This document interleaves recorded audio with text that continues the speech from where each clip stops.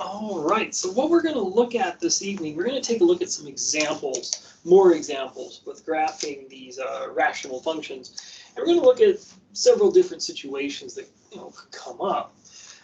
First off, let's consider something like this.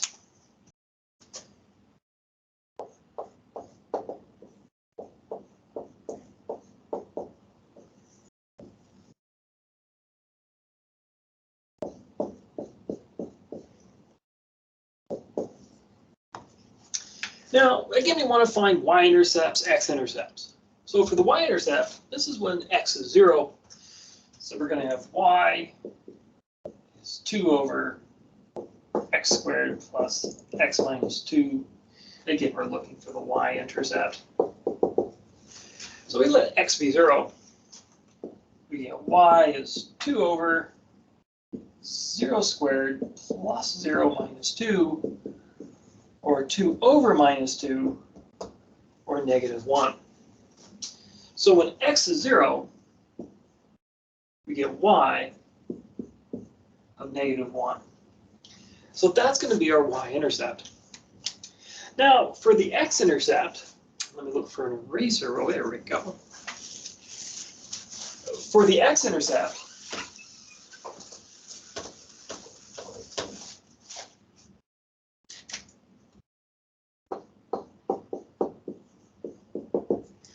well, here we let y be 0, and we solve for x.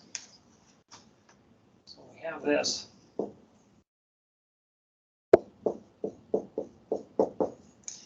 And what we can do is multiply both sides by x squared plus x minus 2. If we do that, it'll cancel on this side. And then if we multiply it by 0, we just get 0. So what it'll look like is this.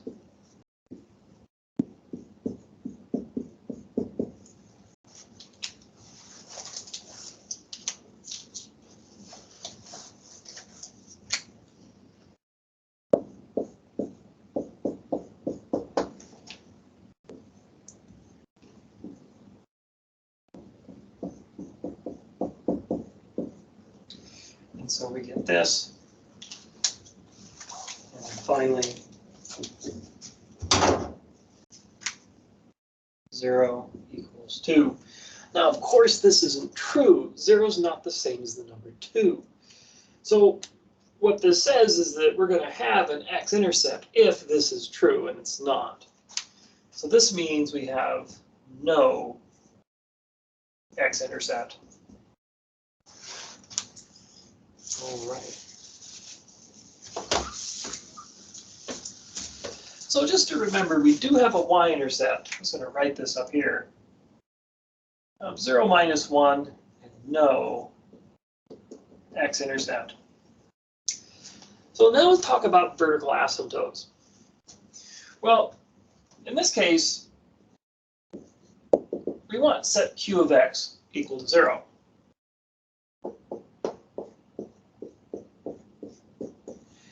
And we could factor this.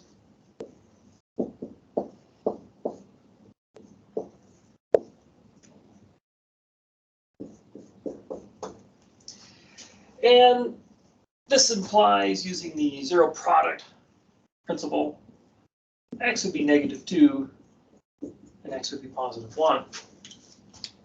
Now, are these asymptotes or wholes? Well, these factors will be wholes if they cancel with something in the numerator, but they don't. There's nothing in the numerator up here to cancel with these factors, so they're both vertical asymptotes.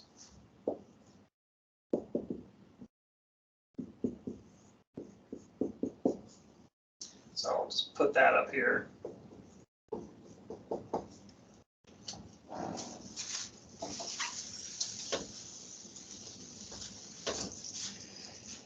Next, what we want to look for is horizontal asymptotes. And what we see is this. The degree of p of x, which is our numerator, is less than the degree of q of x, which is our denominator.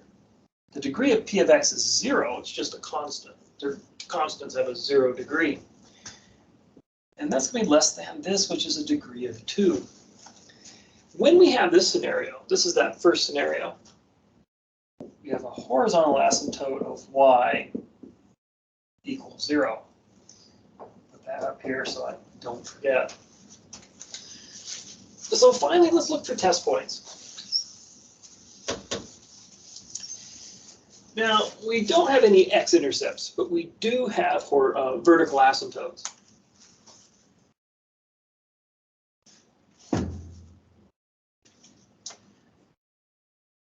So we do have one at -2 and another one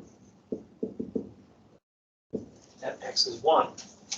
So we need to pick test points between these asymptotes. Well, there's only one space between, and then on the far sides. So in between, we could just choose an easy one, 0. And then on the far sides, yeah, let's say 2. Let's go -3. So these will be our test points. Now there's one other thing we do want to test. Does this function ever cross our horizontal asymptote? Now, the horizontal asymptote is y equals 0. So we set this equal to our function.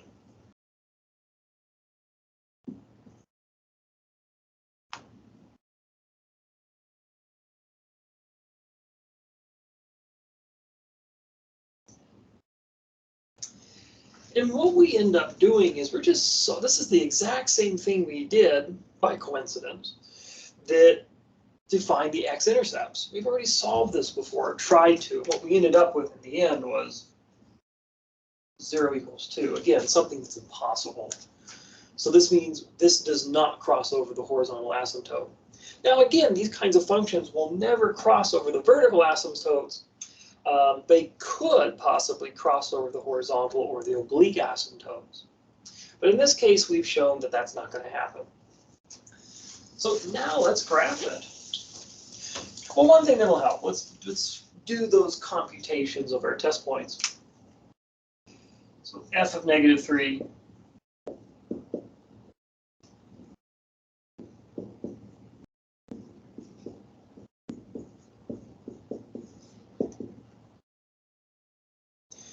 so we get 9 minus 3 plus 2, or 8.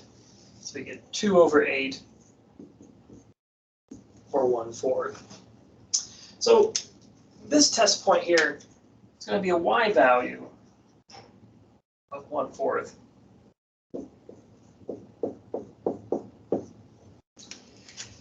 Let's take a look at 0.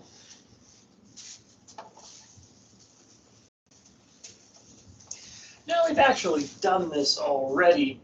What we found out, if we put in f of 0, this is the same computation as the y-intercept.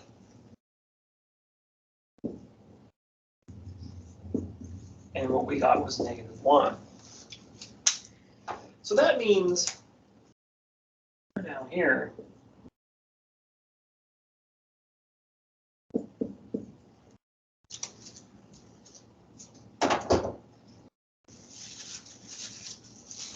and then finally, let's look at f of 2.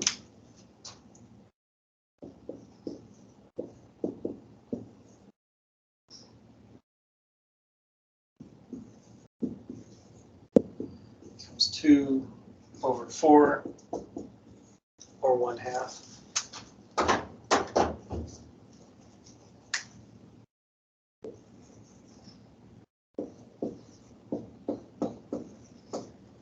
And there we go.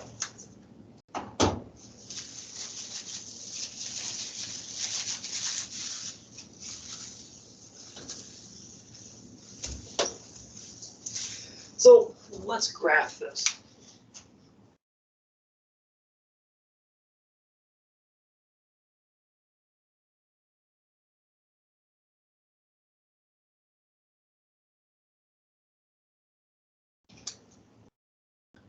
So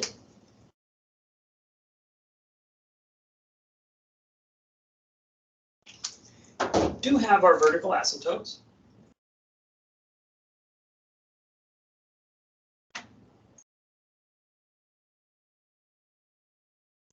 we have a y-intercept at -1, and we have some information. We know -3 1/4 is on here. 2 1/2 is on here. And then we found, well, again, 0, -1. So what is this doing? Well, one thing to point out is we don't have any x-intercepts. Oh, and I almost forgot. We do have the horizontal asymptote, which is the x-axis itself. So we don't have any x-intercepts, and we're not allowed to cross the horizontal asymptote for this particular problem. Again, another problem's in mind. So that means here, as we go in this direction, the function just has to drop down like this. And it'll drop down like that.